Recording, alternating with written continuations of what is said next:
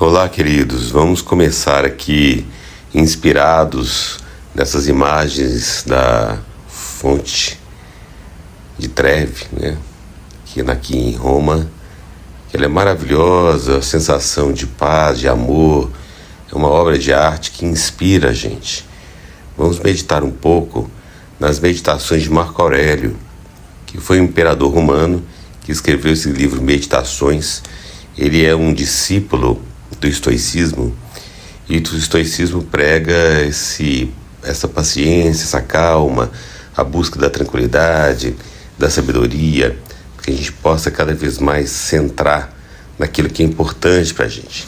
Eu vou ler aqui com vocês, para vocês refletirem junto comigo, algumas palavras de Marco Aurélio no livro Meditações. Ele fala: cada momento pense firmemente como um romano e homem para fazer o que você tem em mãos com perfeita e simples dignidade e sentimento de afeto, liberdade, justiça, e para dar a si mesmo o descanso de todos os outros pensamentos. E você se aliviará se fizer cada ato de sua vida como se fosse o último, deixando de lado todo descuido e aversão passional aos mandamentos da razão, e toda hipocrisia, amor próprio e insatisfação com a parte que foi dada a você. Você vê quão poucas são as coisas as quais um homem precisa seguir para ser capaz de viver uma vida que flui em tranquilidade, pois a divindade, por sua parte, não exige nada mais daquele que observa essas coisas. Então aqui ele vai estar ressaltando essa importância de realmente você focar no aqui e o agora, no momento presente. Ele fala: o fracasso em observar o que está na mente do outro raramente fez um homem infeliz, mas aqueles que não observam os movimentos de suas próprias mentes devem ser necessariamente infelizes. Então, observar o seu pensamento, o seu sentimento, para você cada vez ficar focado em você mesmo. Isso você deve sempre ter em mente: qual é a natureza do todo e qual é a minha natureza, e como isso está relacionado com aquilo, que tipo de parte é que tipo de todo, e que não há ninguém que impeça de sempre fazer e dizer as coisas que são de acordo com a natureza da qual você é uma parte. Então a gente está todo conectado, né, querido? Com o mundo e conosco mesmo. Uma vez que é possível que se retire da vida neste exato momento, controle todos os atos e pensamentos em concordância. Mas sair do meio dos homens, se há deuses, não é uma coisa a temer, pois os deuses não envolverão no mal. Mas se realmente não existem, ou se eles não têm preocupação com assuntos humanos, que é para mim viver o universo sem deuses ou sem providência? Ele ressalta que é importante a gente estar ligado à nossa espiritualidade, independente da religião também, né?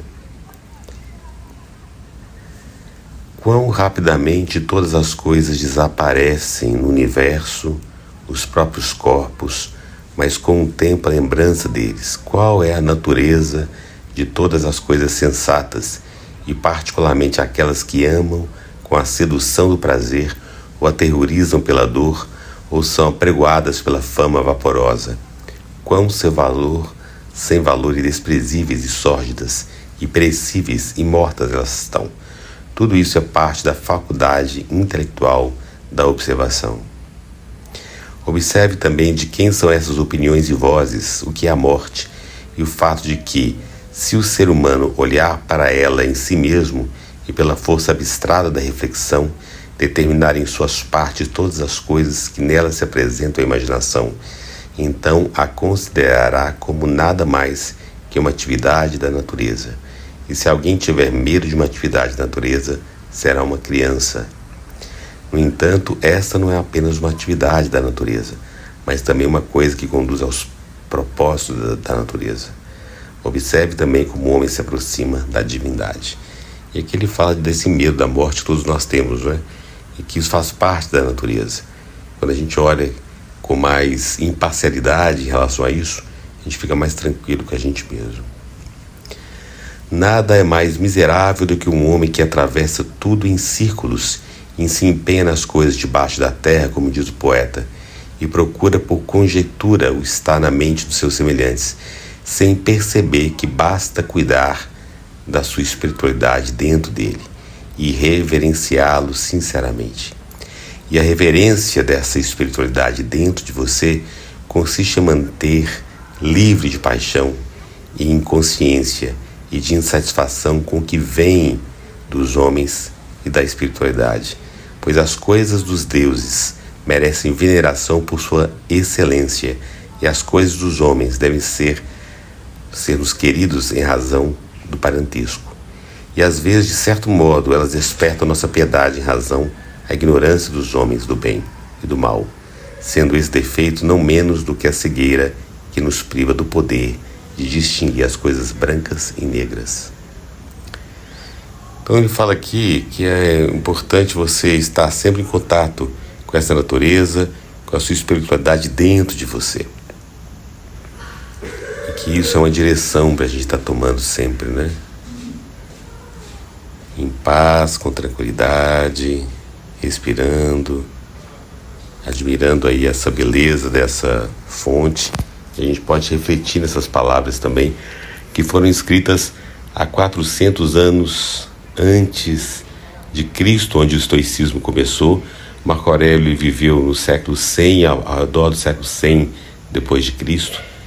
Então foi imperador romano, e ele já, durante as guerras, os conflitos que ele tinha, ele escreveu esse livro justamente para acalmar o seu coração, a sua ansiedade. E ele vai se basear no estoicismo.